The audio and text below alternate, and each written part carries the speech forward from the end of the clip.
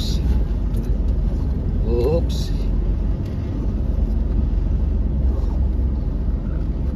Kung sa orasan yung klase san? Ha? Alas 10 naman. Okay. Hindi ka kaayuan eh. Saan mo na ni? Ano nga dugay man ka naka-anak? 10:30 man daw. Dugay man ka naka-prepare. Oops.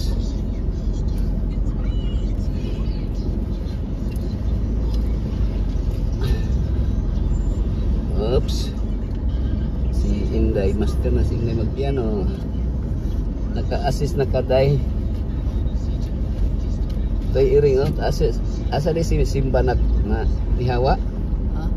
Nawala lagi si Simba. Ha? Nasa? Ah, tara nagpuyo. Siya guys, wala ang Simba. Simba ko. Binaw ka mga karuptap. Kalumanan.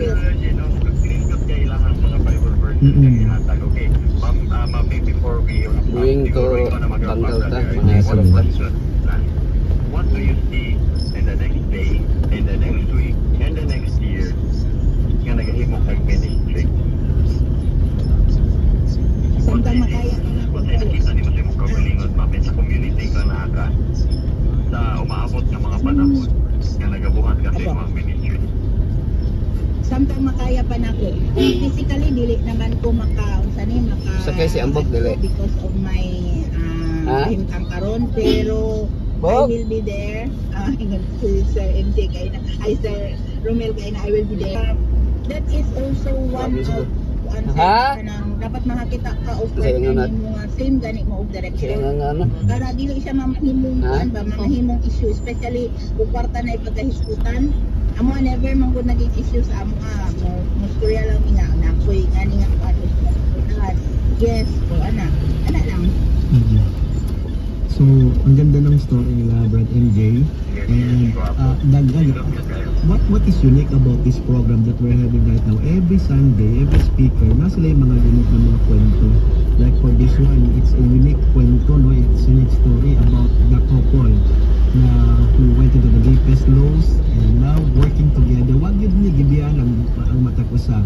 And to wrap this interview and this story of yours, I hope that this is daghang sayo tag nakuha mo napulot ng mga lessons karon. Number one is you really have to find the right partner in your life. Not only because you think na tanaw siya mo, very handsome, beautiful, by hana, o lalaki na, I would like to marry him or her. Pero dito talaga naging partner sila through ups and downs. In fact, si Sir June has become the stronghold of Mami. Second is do not rush faith and conversion. No, you may be baptized. Now we may have received Christ, but the conversion will take years, depending upon how the Holy Spirit will work in you. So that is why importante kaayo that in our church there is really a nurturing program, which we are doing right now, Brad MJ, sa ASR. Sa mga wala po nakahibalo, we are doing the nurturing program. Because we believe that it takes also years for them to be fully converted by the Holy Spirit, even if nabaptize na sila. So, please keep that in mind. Na dili nato sila biyaan, kundi ato silang nurture.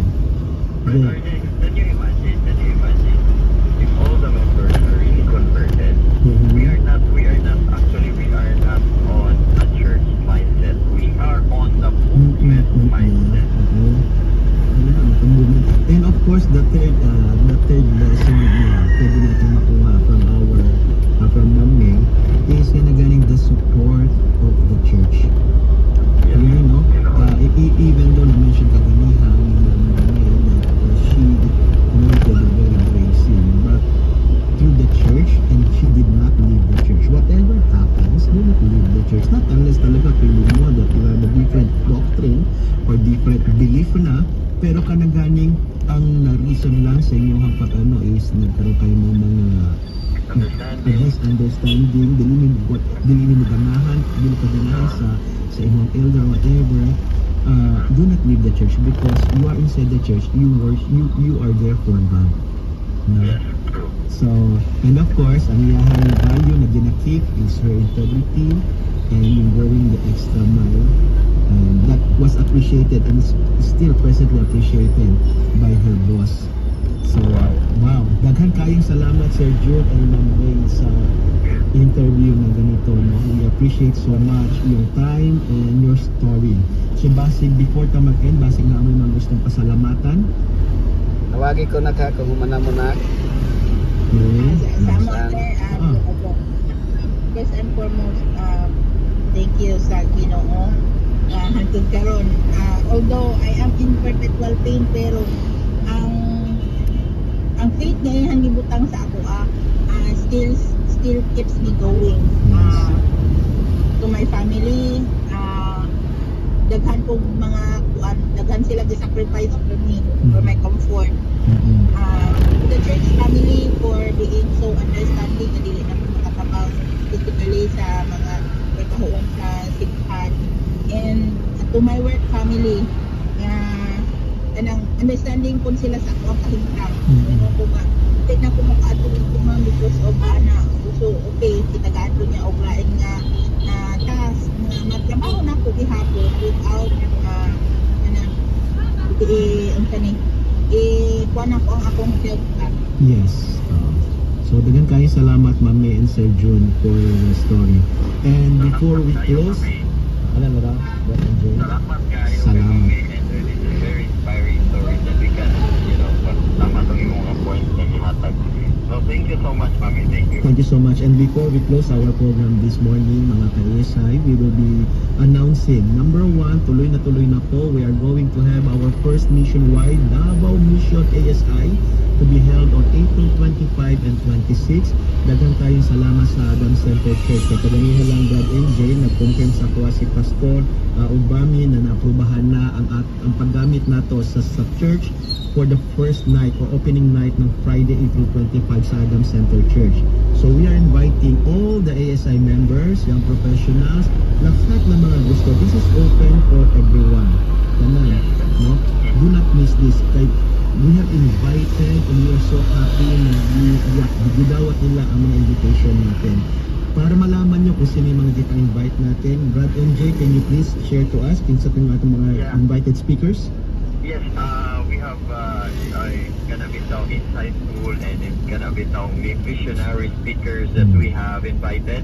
And dili lang yung mga ASI members, not only regular members, but katong mga tao nga nagpangutana ba, mga ASI, why are they making this movement? Why are they making this organization prosper now para din sa tuwang kinatibukan nga mission sa South Asia Pacific and Division and global, no? Global. Ano di unsa gyud ay, so you will learn more there pag mo attend one ang ASI convention, and that we were able to invite speakers, no? One of our speakers is the National Secretary of the Department of Innovation, the author and the founder of the Bamboo Toothbrush and kaning mga bamboo innovation products. So very innovative person in terms of business and in the ministry. And of course, we did na result ang pangalan Brother RJ because it's real na to sila, and another speakers that we were able to invite, and just one call, imagine mo, one call away. Nag-support dahil siya when I called him, it's a very honor for me to speak sa Davao Mission ASI Convention. And a little background, he's a medical profession, he's into health transformation, and the health transformation, medical profession, he put it into an entrepreneurial approach and not losing the mission and the ministry of Christ. Amen. So, dili lang sa nato isulti kang duha na speaker, pero kini mo ba very familiar na sa tuwan yung mga invite ko natin mga speaker and ato mga SSD leaders. So, pwede na nato siguro i-mention ang mga pangalan ko. Yes. Dili na to i-mention. Inviting them to visit our page. Okay. It is posted already on our page. Okay. Like our page, share our page. So, kung dili man gani mo kabalo kaayo mo istorya, just click it and share it. Okay? O mga kaigsuunan, for our convention also, we will be doing the pre-convention. Kining pre-convention